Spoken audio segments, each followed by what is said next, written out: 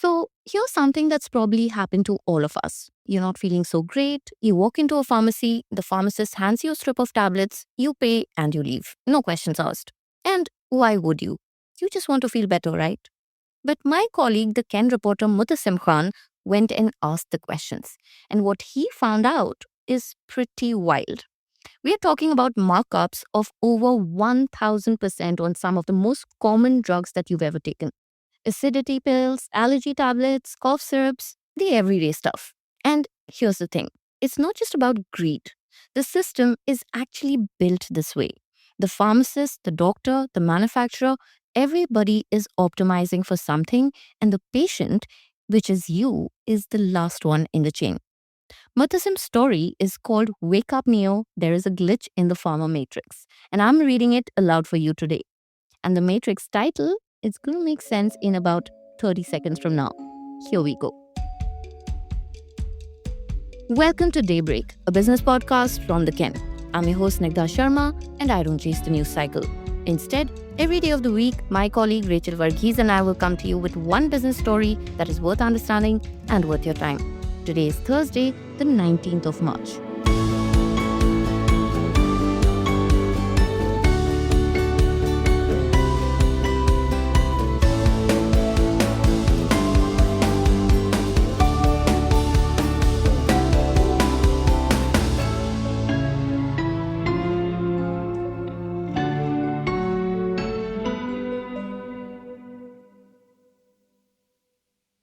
You walk into a neighborhood pharmacy with a chest on fire and a prescription for acidity. Behind the counter stands Morpheus, white coat, slippers, reading glasses perched on his nose. He holds out two pills, one in each hand. Aristo's Nexom 40 on the left, Glenmark's Isomer 40 on the right. Both are esomeprazole 40 mg. The same compound, the same dosage. Your stomach could not tell them apart even if it tried. Choose, says Morpheus. You are in the matrix, but the game is rigged. Both pills are the blue pill. Both keep the simulation funded. The Aristo strip left the factory at 14 rupees and rode a 1119% markup to a 170 rupees price tag. The Glenmark started at 25 rupees and accumulated 622% worth of supply chain before landing at 180 rupees. The red pill, the truth, exists. It is esomeprazole at a Jan Aushadhi Kendra for 30 rupees. Same drug, same dose, roughly 1/6 of the price. But Morpheus will not offer you that one. The red pill is bad for business. That 170 rupees price tag is a singular data point in a vast national ledger. A ledger that, according to the Economic Survey of financial year 25-26, is beginning to tell a much kinder story. India's out-of-pocket expenditure on health, the money that you pay from your own pocket when you get sick, fell from 64% of total health spending in 2013 to 14 to about 39% in 2021 to 22. The government spent more on health. Its insurance program, Ayushman Bharat, covered hospitalization costs for crores of families. Subsidized pharmacy chains like Jan Aushadhi Kendra opened across the country. Real things happened and the number moved. But about 40 to 50% of what Indians still spend out of pocket on health goes towards one thing: medicines. Not hospital stays, not doctor visits. The single largest drain on household health budgets is the thing that you pick up at a pharmacy counter. In December 2025, a standing committee released a report where the Department of Pharmaceuticals was asked to explain markups of 600% to 3000% on common medications. For context, the DOP is the Indian government body responsible for drug pricing policy and overseeing the pharmaceutical industry's development. They provided their reasons, but the committee did not buy them. The explanations were not found convincing and relied heavily on general explanation. The overall assessment was that the current landscape leaves the door open for widespread profiteering at the cost of patients. But the highlight was the DOP's response to a simple question: Has anyone actually crunched the numbers on the gap between what manufacturers charge stockists and what you pay at the counter? The representatives of DOP admitted with an admirable candor that no such study has been undertaken by the department. We'll get to the numbers, but first a quick primer on how a pill gets to you, because supply chain matters.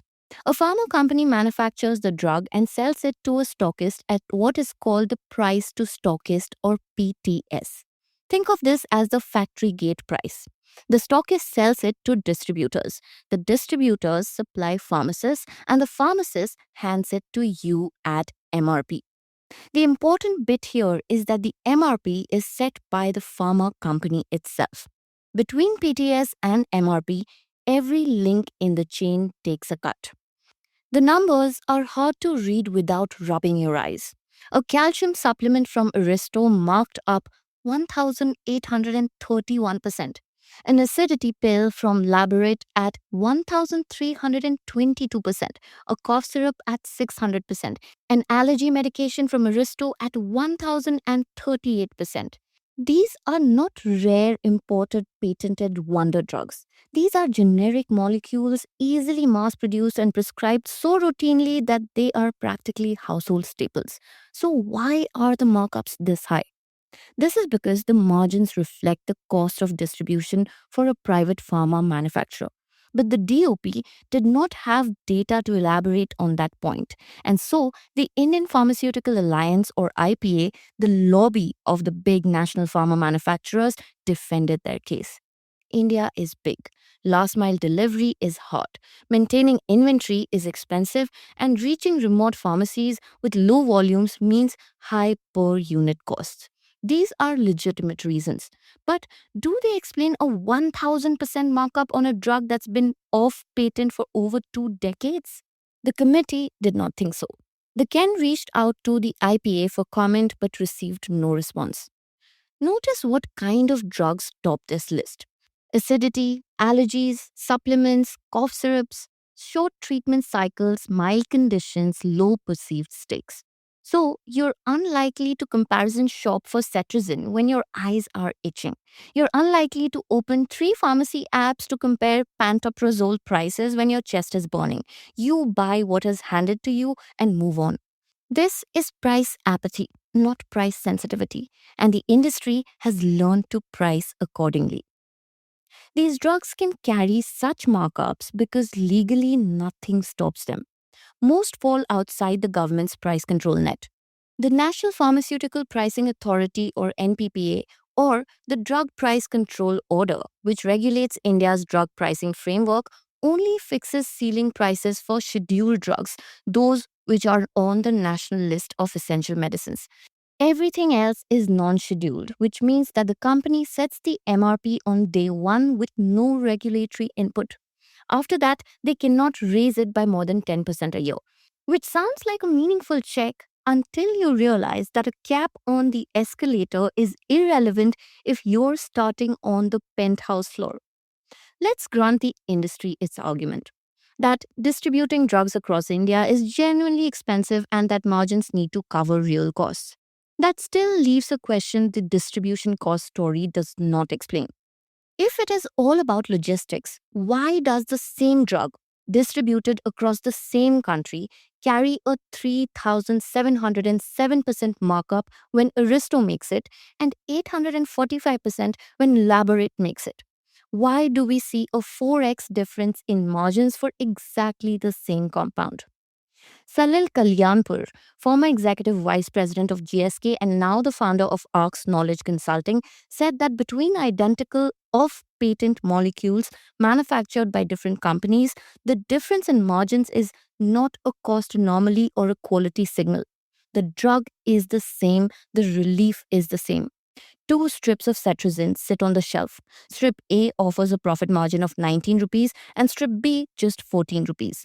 A customer walks in with an allergy. The pharmacist does not think twice. Strip A moves first, not because it is better, but because that is where their cut is bigger.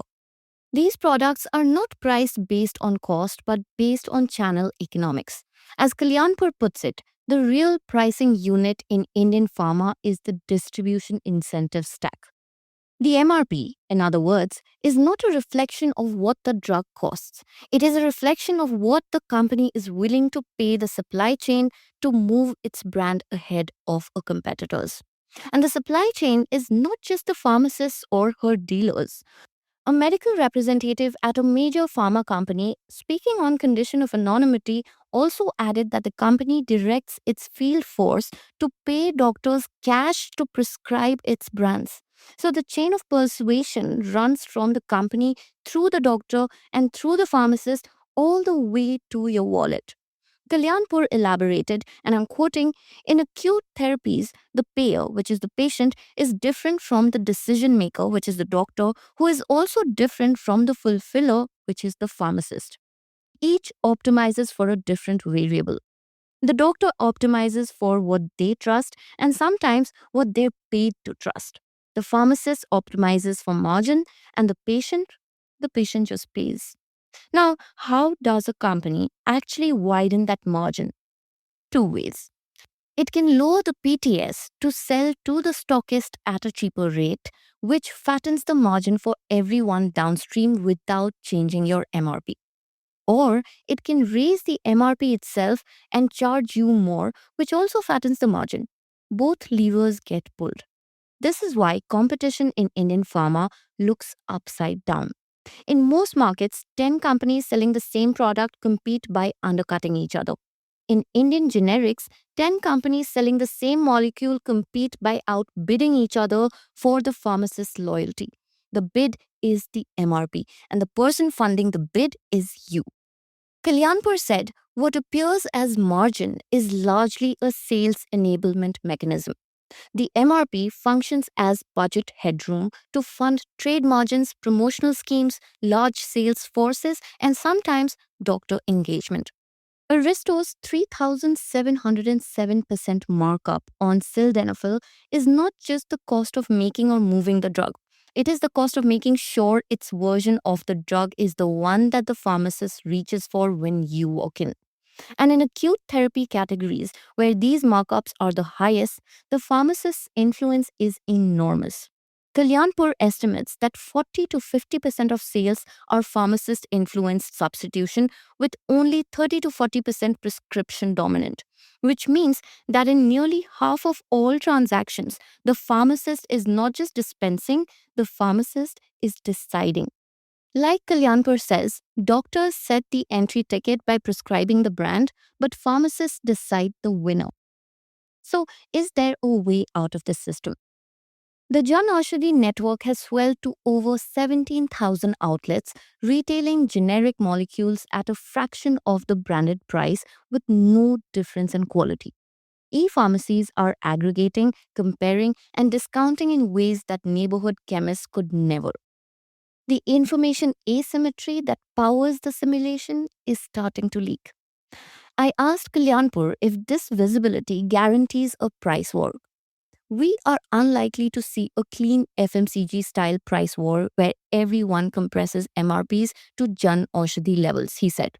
That would immediately collapse trade economics and destroy field force ROI.